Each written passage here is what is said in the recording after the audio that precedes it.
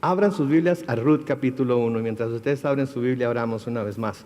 Padre Celestial, gracias. Gracias por tu palabra, gracias por lo que podemos aprender acerca de ti en ella. Y gracias por todas las cosas que nos dices, a veces tan claramente, que no tenemos que exponer mucho, no tenemos que rascarle mucho, las cosas están ahí a flor de piel. Pero gracias también por aquellas cosas que encontramos entre las líneas.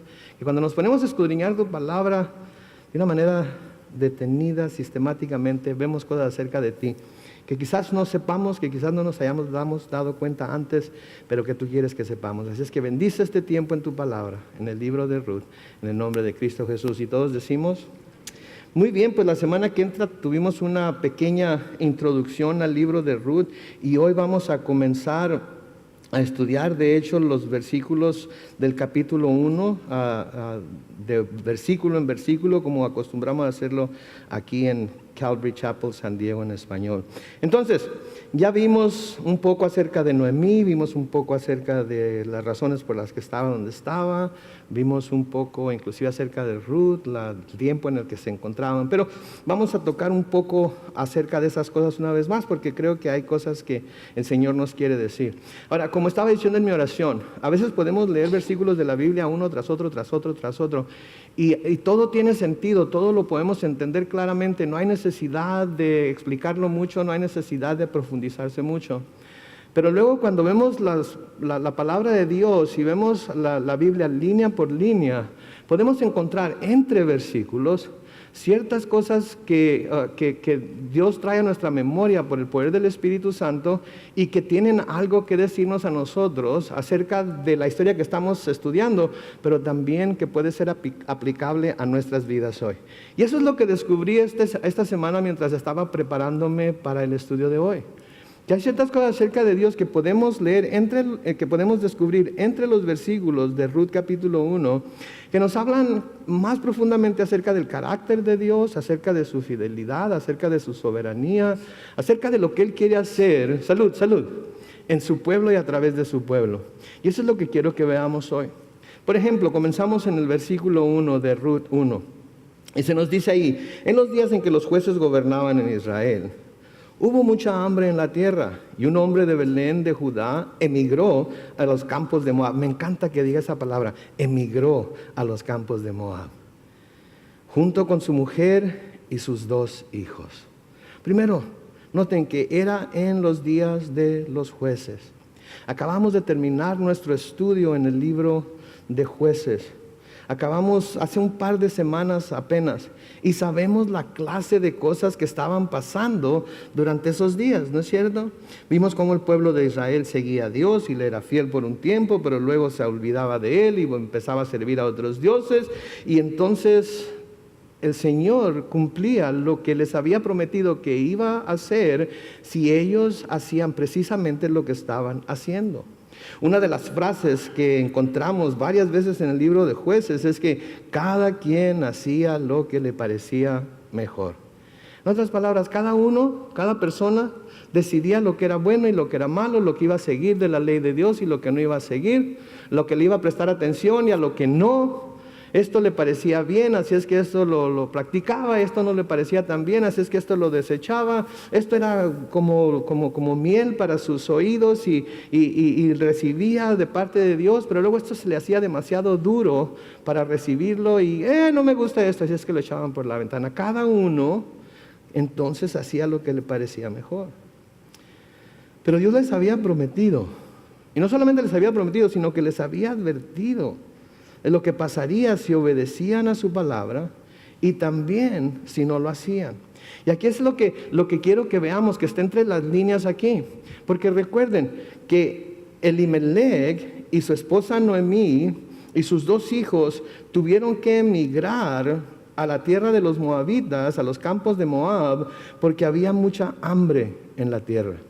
Y si ustedes se acuerdan, cuando los hijos de Israel iban a entrar a la tierra prometida, el Señor les dijo que era una leche que fluía, que era una tierra que fluía leche y miel. Que iban a tener todo lo que necesitaran ahí, que iban a tener todo lo que pudieran necesitar para poder vivir, para poder prosperar, para poder tener abundancia.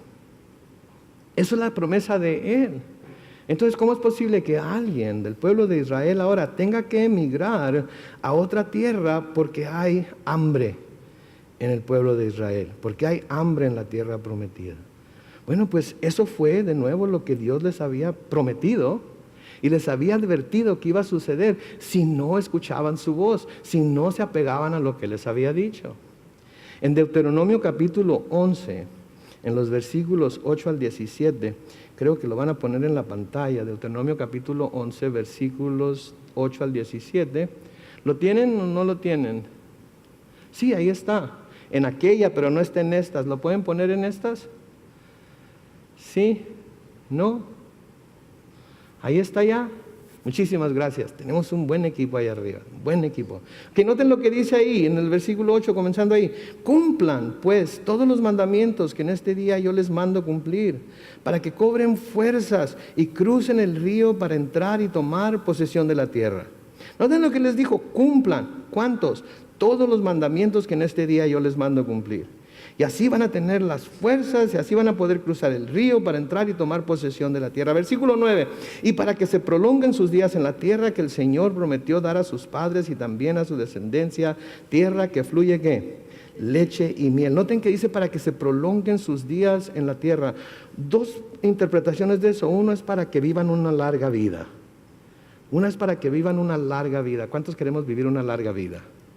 ¿Cuál es el secreto entonces para vivir una larga vida? Obedecer lo que la palabra de Dios dice, ¿verdad? Pero también se puede interpretar de otra manera, para que se mantengan ahí en la tierra, para que no vayan a ser echados de la tierra, para que no vayan a tener que salir de la tierra, esta tierra que fluye leche y miel, esta tierra que es para ustedes y para su descendencia.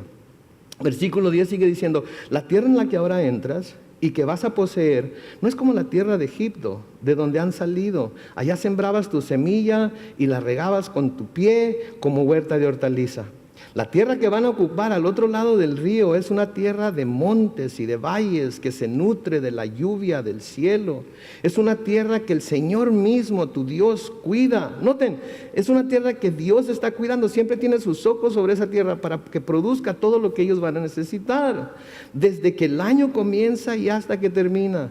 Los ojos del Señor, tu Dios, están siempre sobre ella. Versículo 13. Si ustedes obedecen con todo cuidado los mandamientos que hoy les mando cumplir, y si aman al Señor su Dios y les sirven con todo su corazón y con toda su alma, noten lo que les promete en el versículo 14 y siguientes. Yo enviaré a su tierra la lluvia a su tiempo, tanto la lluvia temprana como la tardía. Y ustedes cosecharán su grano, su vino y su aceite. Versículo 15. Haré también que en sus campos crezca hierba para sus ganados y comerás y quedarás satisfecho. Tengan cuidado de que su corazón no se envanezca y ustedes se aparten y sirvan a dioses ajenos y se inclinen ante ellos. Porque el furor del Señor se encenderá contra ustedes y cerrará los cielos para que no llueva. Y la tierra no dará su fruto y pronto ustedes desaparecerán de la buena tierra que el Señor les da. Noten, esa era la advertencia que Dios les estaba dando. Esa era la promesa que Dios les estaba dando. ¿Sí? Que si lo obedecían, si le servían, si lo amaban, esa tierra iba a producir todo lo que ellos necesitaran para poder vivir en abundancia, para poder vivir en prosperidad. Pero si no lo hacían, ¿sí? Entonces Él no iba a dejar que los cielos dejaran caer su lluvia, que es lo que produce el alimento tanto para ellos como para sus animales, para sus ganados. Y la tierra no da su fruto. Y luego noten lo que dice al final del versículo 15. Y pronto ustedes desaparecerán de la buena tierra que el Señor les da. De nuevo, dos razones por las que pueden desaparecer. Una, porque se mueren de hambre. Porque no tienen que comer. Porque no tienen las fuerzas para luchar si enemigos los atacaran o les hicieran algo. Pero otra, porque iban a tener que salir de su tierra. Iban a tener que emigrar de su tierra, a buscar lo que en su tierra no tenían por causa de su propia desobediencia. Si quieren leer más acerca de las consecuencias y las repercusiones de obedecer y desobedecer a Dios, les recomiendo que cuando vayan a casa lean el capítulo 28 del libro de Deuteronomio. Lean el capítulo 28 del libro de Deuteronomio. No lo tienen que buscar, pero les voy a leer unas porciones para que quizás se sientan atraídos y lo puedan ir a leer. ¿No? En Deuteronomio 28, los versículos 1 al 3, el Señor les dice: si tú escuchas con atención la voz del Señor tu Dios y cumples y pones en práctica todos los mandamientos que hoy te mando cumplir, el Señor tu Dios te exaltará sobre todas las naciones de la tierra. O sea que ninguna de las naciones de alrededor de ellos iba a poder tener no iba a tener manera de subyugarlos, porque ellos iban a ser exaltados sobre todas ellas. Iban a ser exaltados sobre todas las naciones de la tierra. Les dice en el versículo 2 de Deuteronomio 28: si escuchas la voz del Señor tu Dios, todas las bendiciones vendrán sobre ti, te alcanzarán. Bendito serás tú en la ciudad y bendito en el campo. Sí, les dice en el versículo 8 de ese mismo capítulo: el Señor enviará su bendición sobre tus graneros y sobre todo aquello en que pongas tu mano. Esto habla de la abundancia que tendrían si prestaban atención a lo que Dios les estaba diciendo. ¿Sí? Y te bendecirá en la tierra que el Señor tu Dios te da. Pero luego en los versículos 15 al 18 del mismo libro de Deuteronomio, en el capítulo 28, les dice: si no oyes la voz del Señor tu Dios, ni procuras cumplir todos los mandamientos y estatutos que hoy te mando cumplir, vendrán sobre ti y te alcanzarán todas estas maldiciones. ¿Se imaginan ustedes oír de la boca de Dios, oír la voz de Dios, decir: si no prestas atención, si no haces caso, si no obedeces mi palabra, si no me sirves a mí y me amas a mí con toda tu mente, con todo tu corazón, estas maldiciones van a alcanzarte también? Eso debe de traer a nuestro corazón el temor de Dios. A Dios se le debe temer. No tiene nada de malo temer a Dios. Yo temo a Dios. Y porque temo a Dios dejo de hacer muchas cosas que mi carne me llama a hacer. Espero que todos ustedes también tengan ese temor santo y reverente de Dios, que es lo que los mantiene alejados de tantas cosas que la carne, el mundo, el pecado, Satanás está constantemente llamándonos a hacer. Es sano tenerle temor a Dios. ¿Sí? Yo nunca les voy a decir: no teman a Dios, Dios es por ustedes, y si Dios es por ustedes, ¿quién contra ustedes? Todo eso es cierto, pero teman a Dios, porque ese temor santo nos purifica, ese temor nos ayuda a buscar las cosas que agradan a Dios. Entonces les dice ahí en el versículo 15 de Deuteronomio 28, dice: si no oyes la voz del Señor tu Dios, ni procuras cumplir todos los mandamientos y estatutos que hoy te mando cumplir, no te vendrán sobre ti y te alcanzarán todas estas maldiciones. Maldito serás en la ciudad, maldito en el campo, maldita será tu canasta y tu tabla de amasar, maldito será el fruto de tu vientre, el fruto de tu tierra, las crías de tus vacas y los rebaños de tus ovejas. Entonces, todo eso es palabra de Dios, todo eso es lo que la palabra de Dios tiene para nosotros, y fue inspirada por el Espíritu Santo para que el pueblo de Dios lo leyera, lo entendiera y supiera que hay repercusiones, hay consecuencias en desobedecer a Dios. Y algunos de nosotros hemos tenido que pasar por algunas de esas consecuencias, y algunos de nosotros hemos aprendido a la mala, pero hemos aprendido. Y ahora no queremos que las maldiciones nos alcancen, queremos que las bendiciones nos alcancen. Por eso nos mantenemos obedientes a lo que la palabra de Dios dice. Y para todos nosotros, los que estamos tratando de vivir de una manera santa, es difícil. No estoy diciendo que ya lo hemos logrado. Yo personalmente no estoy diciendo que ya lo haya logrado. Pero una cosa sí hago, como dice Pablo: me olvido de lo que quedó atrás y me extiendo hacia enfrente para asirme de aquello para lo que Cristo se ha sido de mí. ¿Verdad? Como dice aquel filósofo mexicano, ¿verdad? Ya lo pasado, no me interesa. Lo que me interesa es lo que puedo hacer por Dios, con Dios, en Dios, de aquí para adelante. Y nuestro pasado nunca debe evitar que hagamos lo correcto de aquí en adelante. Lo pasado que hemos hecho debemos de confesarlo como pecado, arrepentirnos de ello y decirle: Señor, ok, Señor, de aquí en adelante quiero agarrarme de tu mano y extenderme hacia enfrente para lograr todo aquello para lo que tú me has salvado a mí. ¿Sí? Entonces podemos ver que todo esto, lo que Dios les había dicho por lo que estamos leyendo en Ruth, podemos ver que todo lo que Dios les había dicho en Deuteronomio no era simplemente una amenaza de parte de Dios. A veces creemos que Dios como padre es como nosotros como padres. A veces nosotros amenazamos a nuestros hijos, ¿no es cierto? Si no te portas bien, si no haces lo que tienes que hacer, si no haces lo que te digo, si no cumples mi voluntad, si no haces, etcétera, etcétera, si no sacas buenas calificaciones en la escuela. Y luego no lo hacen, no cumplen con nuestra voluntad, no sacan buenas calificaciones en la escuela. ¿Y qué hacemos? Ok, te voy a dar otra oportunidad. Okay, y no cumplimos las amenazas que les damos a nuestros hijos. Y lo que hacemos es que dejamos que crezcan pensando que cuando alguien les dice que va a haber ciertas consecuencias por lo que hacen, mi mamá siempre me decía lo mismo, mi papá siempre me decía lo mismo, no veo por qué tú no vayas a ser igual. Pues Dios no es así, mis hermanos. Dios no es así. Y saben, no lo estoy diciendo así como, oh, cuídense. No, lo estoy diciendo casi con una sonrisa en los labios. ¿Saben por qué? Porque así como Él es fiel para cumplir sus promesas positivas, sé que Él es fiel para cumplir sus promesas negativas. Y eso significa que yo tengo también que buscar serle fiel a Él. Y me da gusto que me deje ver los dos lados, las dos caras de la moneda que es Dios, por así decirlo. Porque entonces yo sé a qué atenerme. Y todos nosotros al entender estas cosas sabemos a qué atenernos también. Y nadie de nosotros va a poder decir ahora, pues es que yo no sabía. Porque desafortunadamente Dios les dio a un pastor que les va a decir tanto lo bueno como lo malo de la palabra. Y cuando salgan de aquí ya no van a poder salir diciendo, pues yo no sé, ¿verdad? Porque ¿saben qué? No importa que no sepan, Dios los va a llamar a cuentas. Tengo una historia acerca de esto. Se trata de mi hijo. Él nunca ve mis mensajes ni nada. Es que creo que lo puedo decir porque no me voy a meter en problemas. Pero mi hijo hace tiempo recibió una multa. Y recibió una multa por dar vuelta, y para que se pongan a las vivas, ¿ok? Ahí donde está el Chick-fil-A, aquí en Islay, ¿ok? Cuando están saliendo para acá, nunca den vuelta a la derecha cuando la luz esté roja. Yo sé que la tentación es grande, créanme, he estado ahí, ¿ok? Pero nunca den vuelta hacia la derecha cuando salgan de ahí, porque están muy claramente señalados, no vuelta a la derecha cuando la luz esté roja. Pues mi hijo ha manejado por ahí innumerables veces.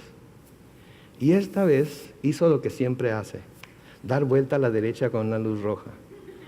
Pero esta vez estaba un policía cerca. Y esta vez el policía lo paró. El policía le dijo, ¿sabes lo que hiciste? No, pues no. Okay, pues diste vuelta a la derecha cuando estaba la luz roja.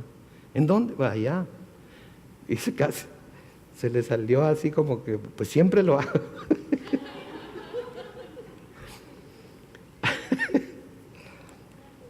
Ok, no sabía. ¿Usted cree que el policía dijo, ok, pues como no sabías, ¿sabes qué? Voy a agarrar la multa y la voy a romper, pero la próxima vez ponte trucha, ok? ¿Ustedes creen que el policía hizo eso? No, lo siento mucho, aquí tienes tu multa. Bueno, pues mi hijo era tan desconfiado del policía que fue a ver si en realidad estaba la señal. Y sí, ahí está la señal. ¿Saben qué, mis hermanos? Con Dios es perfecto, Dios es justo, Dios es un juez. Y el hecho de que nosotros ignoremos su ley o no nos guste su ley, no nos queramos esperar a que la luz se ponga en verde para dar vuelta a la derecha, eso no le va a importar a él el día del juicio. Lo que le va a importar es si le obedecimos o no, si hicimos lo que su palabra dice o no, ¿verdad? Entonces podemos ver en todo esto que lo que Dios les dijo a los hijos de Israel en el tiempo que entraron a la tierra prometida no era solamente una amenaza, fue una promesa. Y las promesas de Dios sabemos que son ¿qué? Sí y amén. Tanto las positivas como las negativas. Y tenemos que darnos cuenta de eso, que Dios siempre va a ser fiel a su palabra. Dios siempre va a hacer lo que dice que va a hacer. Porque nos quiere enseñar a que tenemos que someternos a Él, porque Él es Dios y porque Él es soberano. ¿Sí? Ahora, este hombre Abimelech era de Belén, era un área rica para la agricultura. De hecho, el nombre de la ciudad significa, algunos de ustedes lo saben. ¿Saben cuál es el significado de Belén? Casa del pan. Casa del pan, ¿sí? Pero los tiempos eran difíciles por la desobediencia del pueblo de Israel, ¿sí? Y tuvo que irse de su tierra a otra tierra. Y noten la tierra que escogió, fue una tierra pagana, la tierra de Moab. Tuvo que emigrar, tuvo que irse a otro lado. Versículo 2 dice, ese hombre se llamaba Elimelec, su mujer Noemí, sus hijos se llamaban Mahlón y Kelión, y había nacido en Éfrata de Belén de Judá. Cuando llegaron a los campos de Moab, se quedaron a vivir ahí. Ahora, no sé por qué, pero creo que los nombres que nos da aquí tienen unos significados interesantes en el español, y los voy a compartir porque son interesantes. Elimelec quiere decir Dios es su rey. Dios es su rey. ¿Sí? Normalmente en aquellos tiempos, y creo que todavía en nuestros tiempos, cuando nace un bebé, ¿verdad? Le queremos poner un nombre especial, ¿verdad? Le queremos poner el nombre del papá quizás, le queremos poner un nombre que refleje el tiempo en la vida en la que estamos, ¿verdad? Por ejemplo, mis hijos, mi hijo se llama Joshua Emmanuel, Josué Emmanuel, ¿verdad? Joshua quiere decir Jesús. En griego, ¿verdad? ¿En griego? No, en hebreo. Y Jesús en griego. Y Jesús en español, ¿verdad? Y luego se llama Emmanuel, Dios con nosotros. Porque cuando él nació, mi esposa y yo recién habíamos venido al Señor, yo de regreso, ella por primera vez, y sentíamos que Dios estaba con nosotros y dijimos, vamos a ponerle este nombre a nuestro hijo para que siempre nos acordemos que fue en el tiempo que él nació que nosotros vinimos al Señor. Que yo regresé y ella vino al Señor. Y luego tuvimos a nuestra niña, ¿y cómo le vamos a poner? Pues Amanda Grace. Amanda porque me encanta el nombre de Amanda. Y Grace por la gracia, porque estábamos experimentando la gracia de Dios como nunca antes, como la seguimos experimentando hasta ahora, y cada vez que nombramos a nuestros hijos nos recuerdan lo que Dios ha hecho con nosotros. En este caso, Elimelec, Dios es su rey. Sus papás querían que Dios fuera su rey y así le puso. Noemí quiere decir placentera. Era una mujer placentera. Y creo que cuando leemos, ahorita que leamos los siguientes versículos que vamos a leer acerca de Noemí, y el hecho de que sus nueras de hecho quieran seguirla al pueblo, a la tierra de Belén, nos deja saber que debió haber sido una mujer placentera. Porque ¿qué nuera quiere seguir a su suegra para vivir con ella el resto de su vida? Digo, si hay una aquí, ¿verdad? Quiere decir que tiene una muy buena suegra.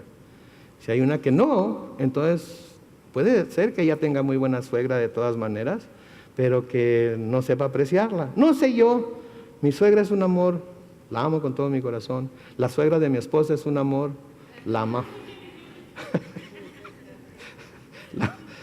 ¿Verdad? Pero placentera, ¿verdad? Y creo que le va a hacer honor a su nombre.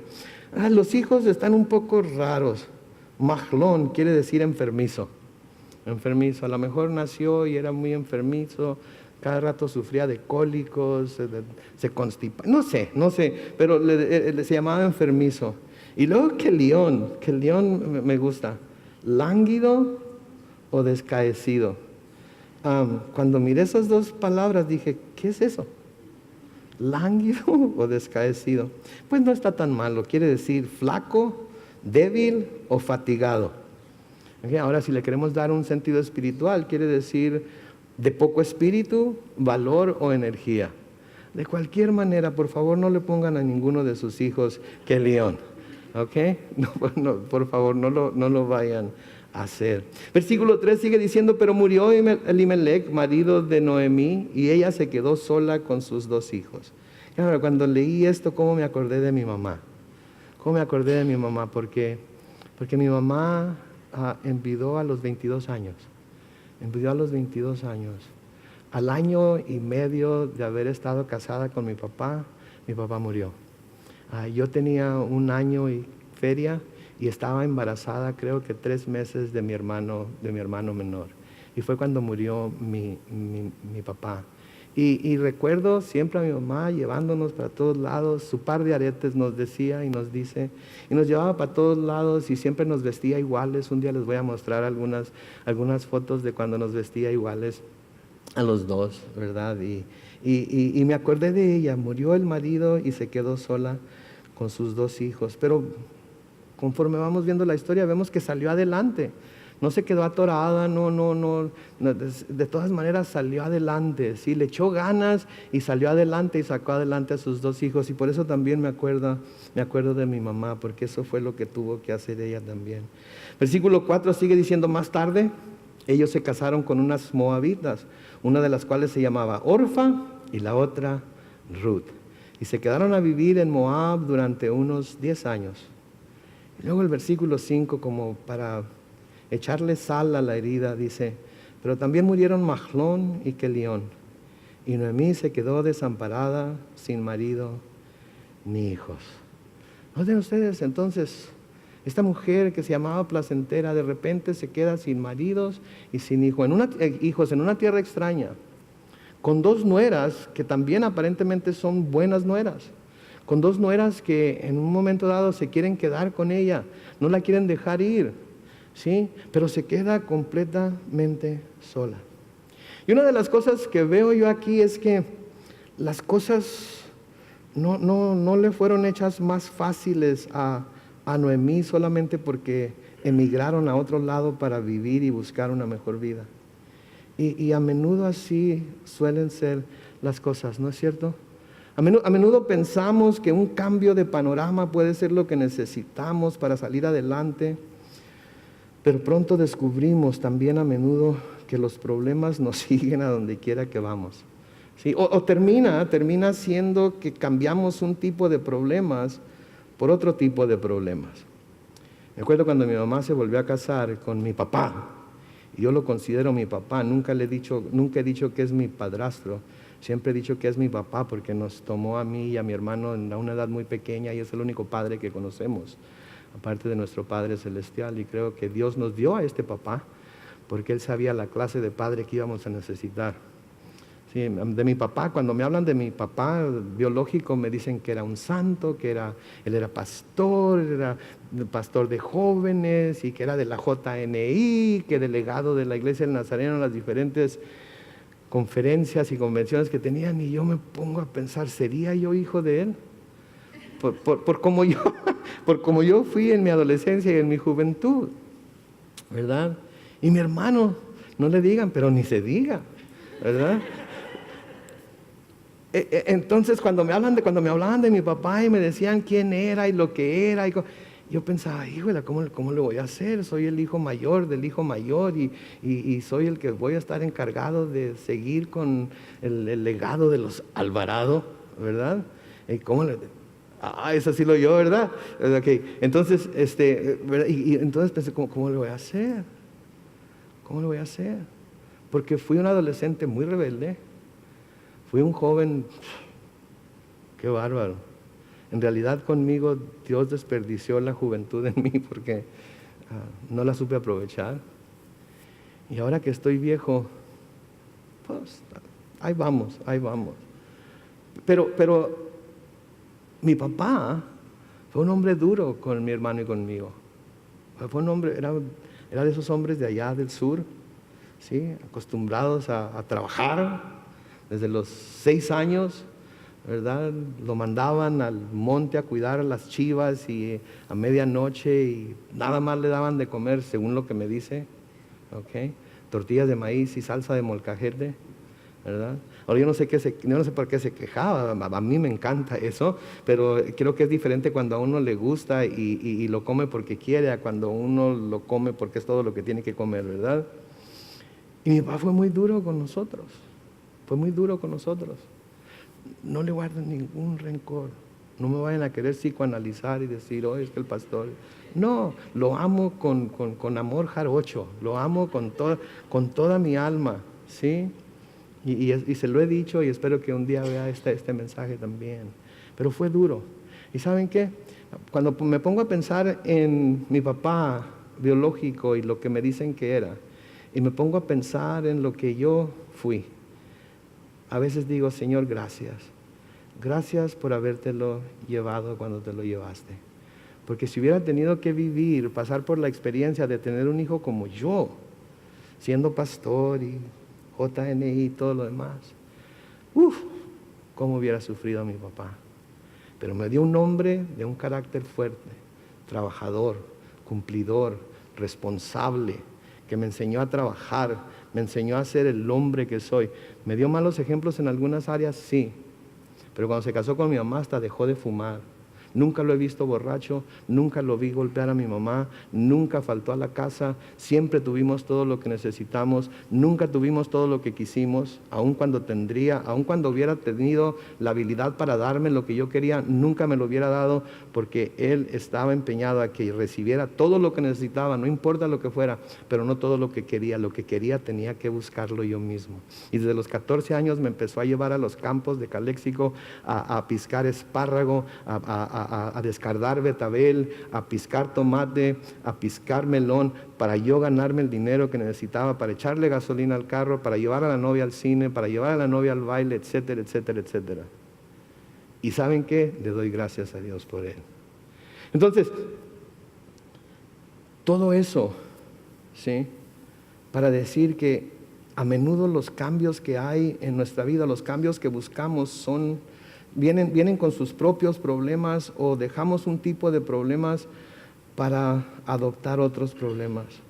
Cuando mi mamá se casó con mi papá, una de las primeras cosas que mi papá quiso hacer fue emigrar a los Estados Unidos. Y en aquel tiempo mi mamá trabajaba en un buffet jurídico, no en buffet de comer, no, en un buffet jurídico, ¿ok? Y su especialidad era inmigración. Y entonces mi mamá habló con el licenciado, que todavía me acuerdo del nombre, pero no lo voy a decir, Brindis Herrera, el licenciado Brindis Herrera, en Mexicali. Habló con el licenciado y dijo, mi esposo quiere emigrar, así es que ¿cómo le hacemos? Metieron los papeles, mi papá emigró de volada, en aquel tiempo se podía de volada. Y se vino, estuvo aquí como 3 o 6 meses y luego hizo una petición para traérsela a ella y la trajo a ella y luego estuvieron ellos acá y luego nos pidieron a nosotros, pero para nosotros iba a tardar 1 año la cosa, porque pues él no era nuestro papá biológico, etcétera, etcétera. Pues ahí estamos, 1 año en la casa de mi nana esperando a nuestros papás. Y de vez en cuando mi mamá iba para allá a visitarnos y mi papá trabajando siempre. Mi mamá decía, ay Señor, cómo quisiera mejor estar con mis hijos que estar allá en el otro lado. Había cambiado un problema que tenía por otro problema. Y el problema que tenía ahora era más pesado para ella que el problema que hubiera tenido si nunca se hubiera venido para acá. Porque tenía que dejar a sus hijos encargados y no podía estarlos cuidando.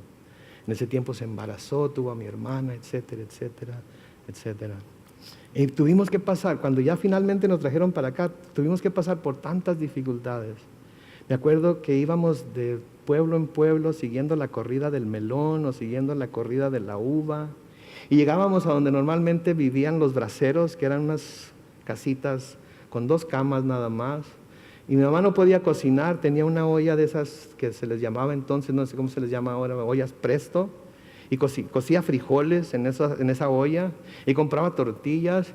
Y ahí estábamos comiendo frijolitos con queso fresco y tortillas de maíz y con chile serranito. Y ahora ya saben por qué me gusta todo eso tanto, ¿verdad?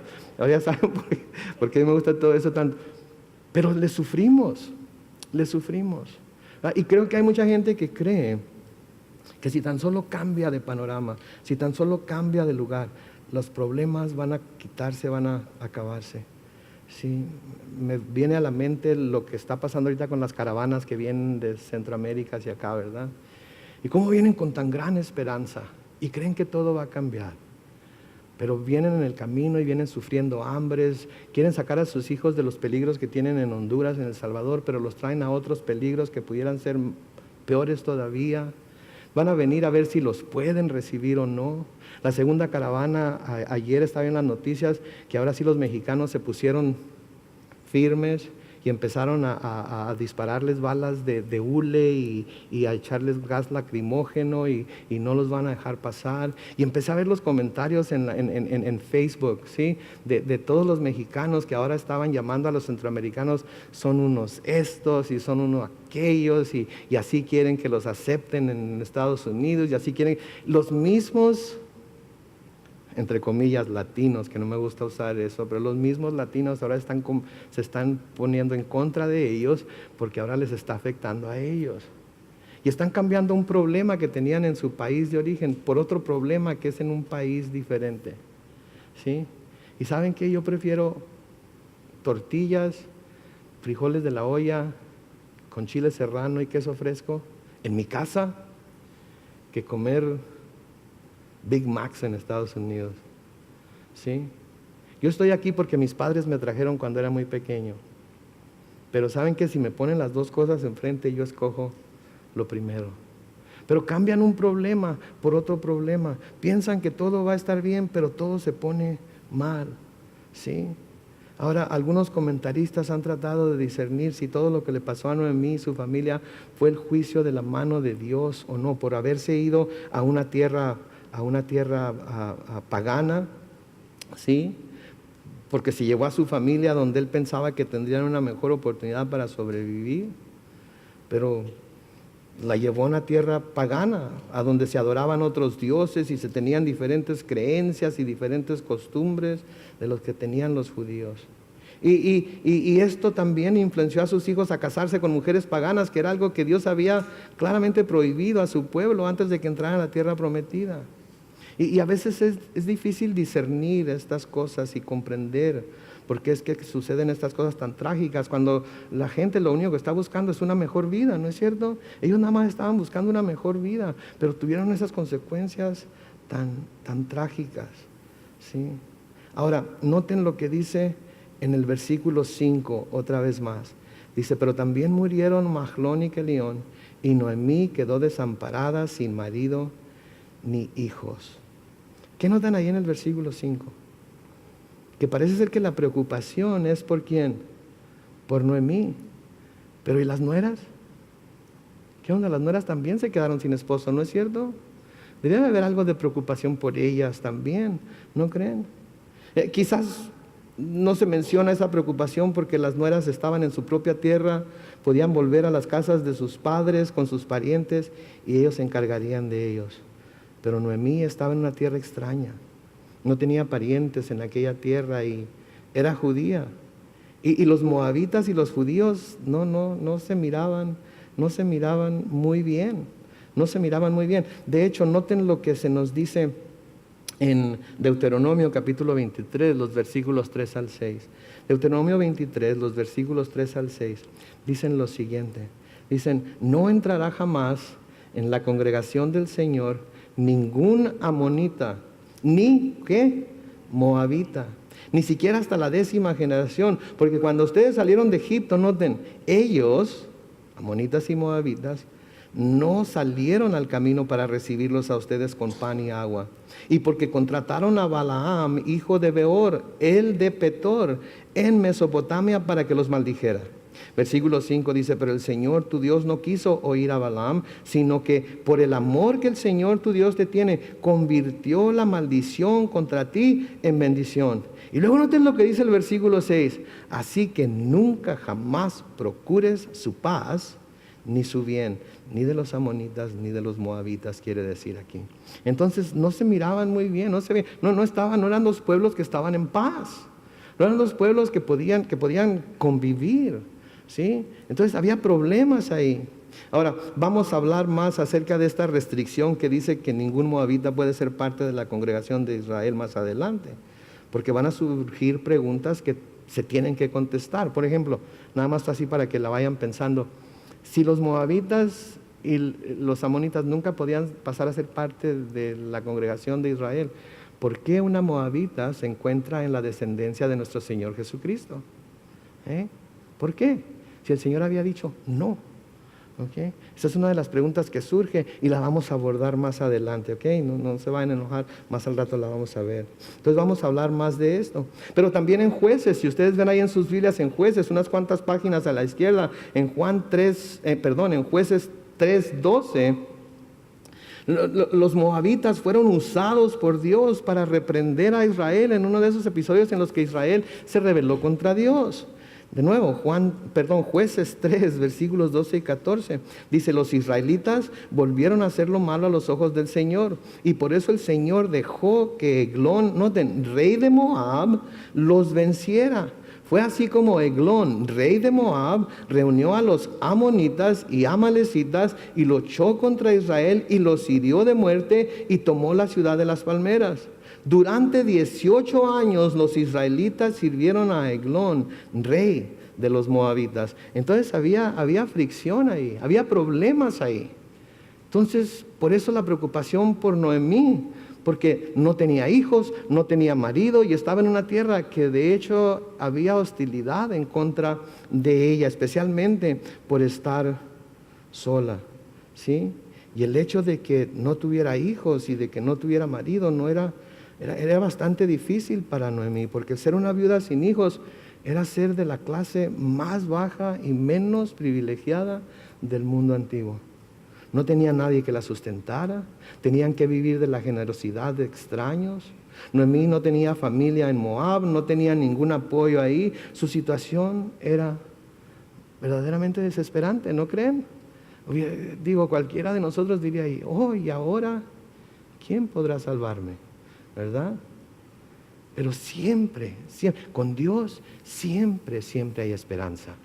Con Dios nunca debe de dejar de haber esperanza en nuestro corazón, porque cuando las cosas parece que se ponen más tenebrosas, cuando la noche se pone más oscura, cuando parece que no hay nada que pueda venir a nuestra ayuda, de repente Dios enciende la luz.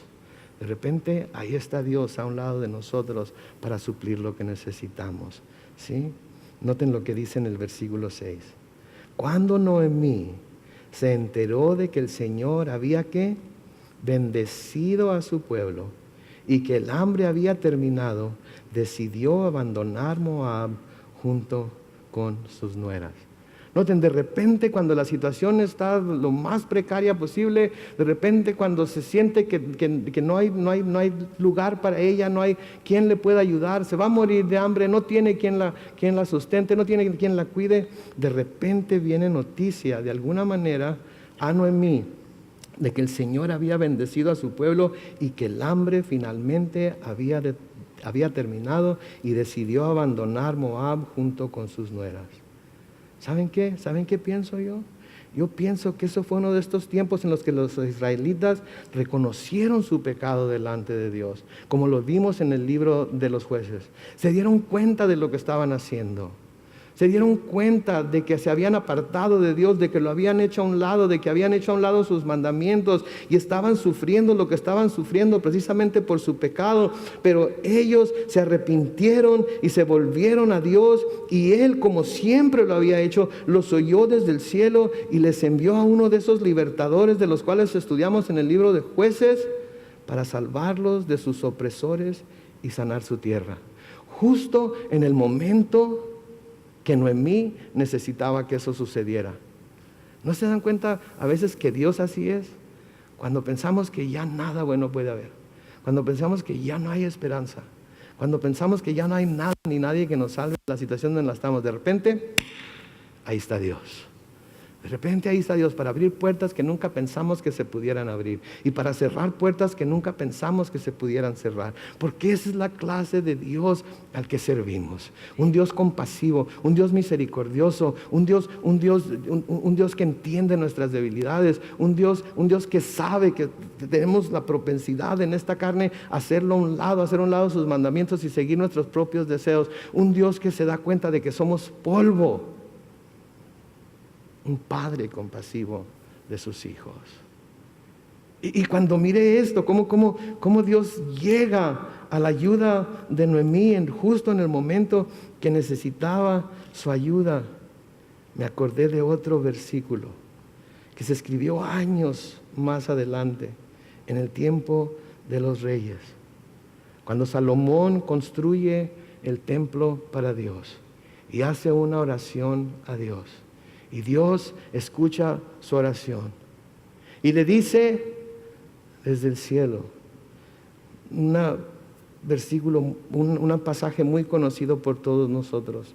Segunda de Crónicas 7, los versículos 13 y 14.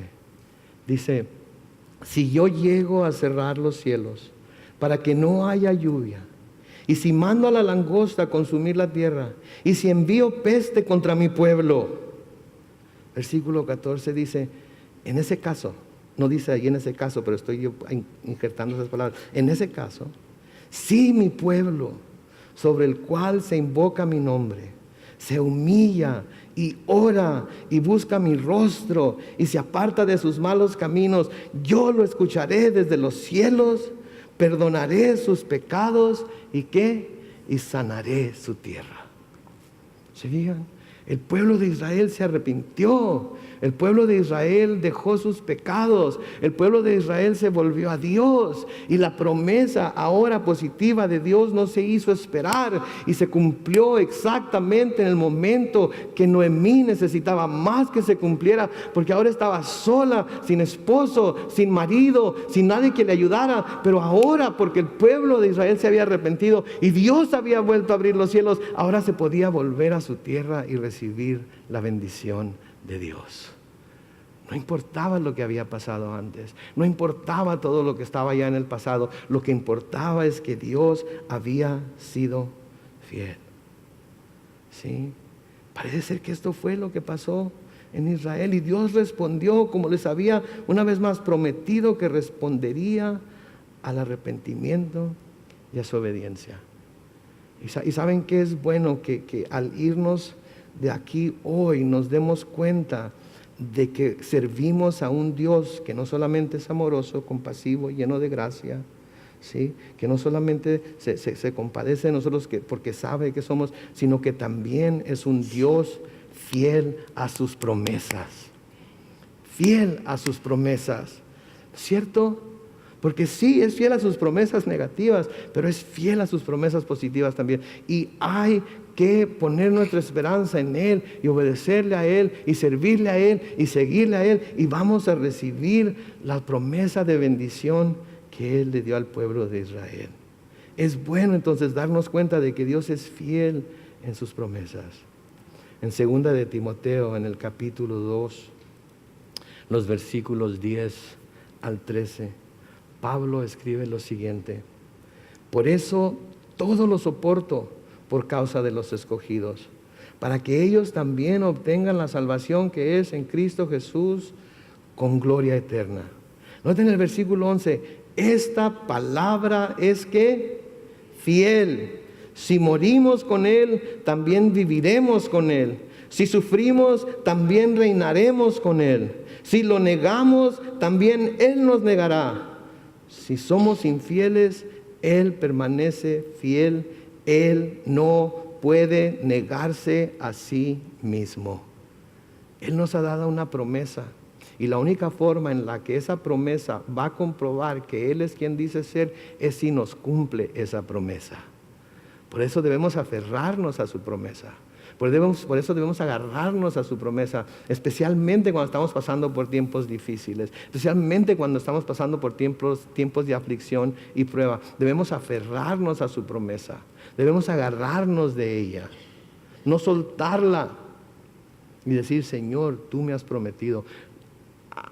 Hay solamente una cosa que tenemos que recordar, que para aferrarnos a las promesas de Dios, las verdaderas promesas que son de Dios para nosotros, no las que a veces se nos dice que tiene para nosotros, sino las que de veras son de Dios para nosotros, porque hay muchas promesas en la Biblia que no son para todo mundo, ¿okay? Son nada más para los judíos. Pero si queremos aferrarnos a esas promesas que sí son para nosotros, tenemos primero que conocer esas promesas. Y para conocer esas promesas, tenemos que haber estado leyendo la Biblia, escudriñando la palabra, conociéndolo a Él a través de ella. Hemos estado aprendiendo, hemos estado estudiando el libro de Hebreos, que a propósito el próximo domingo vamos a seguir estudiando acerca del reposo del pueblo de Dios, pero hemos estado estudiando el libro de Hebreos y hay un par de citas que quiero citar aquí o leer aquí antes de terminar, y con estas vamos a terminar. Pero primero en Hebreos capítulo 2, los versículos 17 y 18, se nos habla acerca de por qué era necesario que Jesucristo viniera como hombre, como ser humano, y sufriera lo que sufrió. Noten, Hebreos 2:17, por eso le era necesario ser semejante a sus hermanos en todo, para que llegara a ser un sumo sacerdote misericordioso y fiel en lo que a Dios se refiere, y expiara los pecados del pueblo. puesto que Él mismo sufrió la tentación, es poderoso para ayudar a los que son tentados. ¿Cuántos somos tentados aquí? Levanten su mano, todos los que son tentados aquí. Los que no levantaron su mano están siendo tentados a decir mentiras. ¿Ok?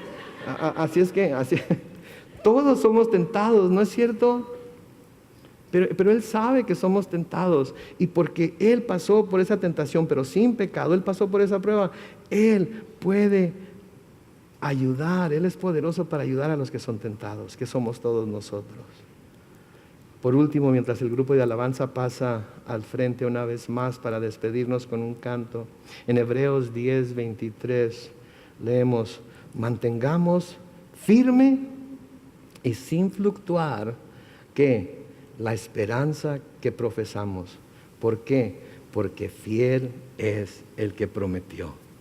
Mantengamos firmes y sin fluctuar, que no haya ningún movimiento, que no haya nada que nos mueva, que no haya nada que nos aparte, que no haya nada que nos lleve por otro camino. Mantengamos firme y sin fluctuar esta esperanza que decimos tener, porque el que nos prometió lo que nos prometió es fiel para cumplirlo. Él es Dios. Y me encanta entonces cuando escudriñamos las Escrituras y cuando vemos, aún entre los versículos que estamos estudiando, la mano de Dios moviéndose y enseñándonos diferentes cosas acerca de quién Él es, acerca de su carácter.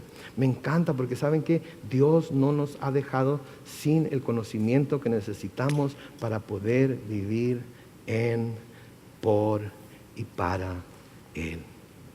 Y mi oración es que todos nosotros cuando salimos de aquí, cuando salimos de Macmillan, salgamos con un entendimiento más claro de quién es Dios en nuestras vidas y nos demos cuenta, como dice el título de nuestra serie allá los domingos, que Cristo Jesús es mejor, lo mejor de cualquier cosa que pudiéramos nosotros anhelar a tener aquí en la tierra. ¿Sí? Su nombre es hermoso, ¿verdad? Sí, hermoso es su nombre, poderoso es su nombre, ¿sí? Y por eso lo adoramos. Amén. Vamos a orar.